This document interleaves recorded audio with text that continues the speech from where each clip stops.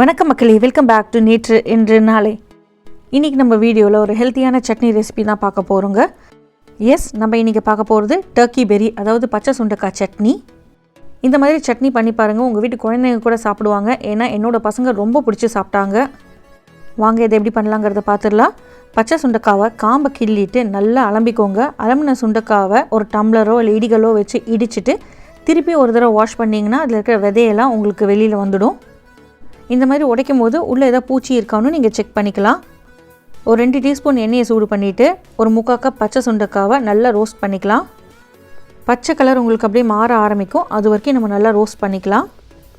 யூஸ்வலாக நம்ம சுண்டக்காய் குழம்பு வேறு ஏதாவதுல போட்டோன்னா அதை தனியாக எடுத்து வச்சுடுவாங்க. பட் இந்த மாதிரி சட்னி அரைக்கும் போது அவங்க கண்டிப்பாக இதை தோசை கூடயோ இட்லி கூடயோ சாப்பிட்ருவாங்க. இப்போ சுண்டக்காய் வறுபட்டதுக்கு அப்புறமா தனியாக ஒரு பிளேட்டில் எடுத்து வச்சுக்கலாம். அதே கடாயில் ஒரு 2 டீஸ்பூன் எண்ணெய் சேர்த்துட்டு எண்ணெய் சூடானதுக்கப்புறமா 1 டேபிள் ஸ்பூன் உளுத்தம்பருப்பு சேர்த்துக்கலாம். உளுத்தம்பருப்பு பொன்னிறமாக மாறுற வரைக்கும் ரோஸ்ட் பண்ணிக்கலாம். இது கூடவே கொஞ்சமாக கருவேப்பிலை சேர்த்துக்கிறேன்.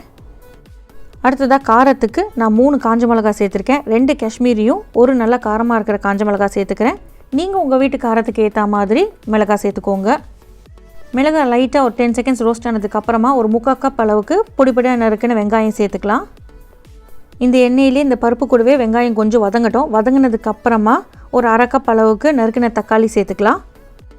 1/2 கப் தக்காளி பார்த்திங்கன்னா கிட்டத்தட்ட ஒரு பெரிய சைஸ் தக்காளி அளவுக்கு தான் வரும். இந்த காய்க்கு தேவையான அளவுக்கு உப்பு சேர்த்துக்கலாம். உப்பு சேர்க்கும் போது உங்களுக்கு தக்காளி வெங்காயம் சீக்கிரம் வதங்கும். நல்லா தக்காளி மேஷியாக ஆற வரைக்கும் நம்ம சாட்டே பண்ணிக்கலாம். தக்காளி நல்லா வெந்ததுக்கு அப்புறமா தான் நம்ம அடுத்த இன்க்ரீடியண்ட்டை சேர்க்கணும். சில இடங்களில் நம்ம வாங்குகிற இந்த பச்சை சுண்டக்காய் கொஞ்சம் கூட கசக்காது. பட் சில இடங்களில் நம்ம வாங்கும்போது நல்லாவே கசப்பு இருக்கும். ஸோ வதக்கினதுக்கப்புறமா ஒரு சுண்டக்காய் எடுத்து நீங்கள் டேஸ்ட் பண்ணி பாருங்கள். இப்போ நம்மளோட தக்காளி நல்லா வதங்கி எடுத்து இது கூடவே நான் ஒரு 1/4 கப் துருவின தேங்காயும் ஒரு சின்ன பீஸ் புளி சேர்த்துக்கிறேன். சும்மா அப்படியே இப்படி ஒரு பெரட்டு அப்படி ஒரு பெரட்டு பெரட்டிட்டு நீங்கள் அடுப்பை ஆஃப் பண்ணிவிட்டு இதை நல்லா ஆற விட்டுருங்க. உங்களுக்கு பூண்டு பிடிக்கும், பூண்டோட ஃப்ளேவர் நீங்கள் இருக்கணும்னு நினச்சிங்கன்னா இதில் பூண்டு சேர்த்துக்கலாம். பட் நான் இன்றைக்கி பூண்டு சேர்க்கலை. இந்த பச்சை சுண்டக்காய் இப்போ நம்மளுக்கு எல்லா இடத்துலையும் ஈஸியாக கிடைக்கிது. ஸோ வாங்கி உங்கள் டயட்டில் அப்பப்போ சேர்த்துக்கோங்க. உடம்புக்கு ரொம்பவே நல்லது, நிறைய ஹெல்த் பெனிஃபிட்ஸ் இருக்குது இதில். இப்போ நம்ம இதை அரைச்சிக்கலாம். முதல்ல நம்ம வறுத்து வச்ச சுண்டக்காவை மிக்ஸி ஜாருக்கு சேர்த்துட்டு குறைன்னு சுண்டக்காவை அரைச்சிட்டு எடுத்துக்கலாம். சுண்டக்காய் ஓரளவுக்கு அரைப்பட்டதுக்கு அப்புறமா நம்ம வதக்கி வச்சுருக்கிற இந்த பருப்பு தக்காளி வெங்காயம் மிக்சரை சேர்த்துட்டு தேவையான அளவுக்கு தண்ணி சேர்த்துட்டு எவ்வளோ நைஸாக முடியுமோ அவ்வளோ நைஸாக அரைச்சி எடுத்துக்கலாம். வெங்காயம் பூண்டு இல்லாமல் சுண்டக்காய் தொகையல் ரெசிபி கூட நம்ம சேனலில் இருக்குது. அதோட லிங்க் நான் டிஸ்கிரிப்ஷனில் கொடுக்குறேன். டைம் இருந்தால் அதையுமே போய் செக் பண்ணி பாருங்கள். இது ஓரளவுக்கு அரைப்பட்டதுக்கு அப்புறமா ஒரு 1/2 டீஸ்பூன் வெல்லம் சேர்த்துட்டு அரைச்சிக்கலாம். வெல்லம் சேர்த்து அரைக்கும் போது நம்மளுக்கு சுண்டக்காவோட கசப்பு மிளகாவோட காரம் எல்லாமே பர்ஃபெக்டாக பேலன்ஸ் ஆகிடும். ப்ளஸ் நம்மளுக்கு நல்ல ஒரு கலரும் கிடைக்கும்.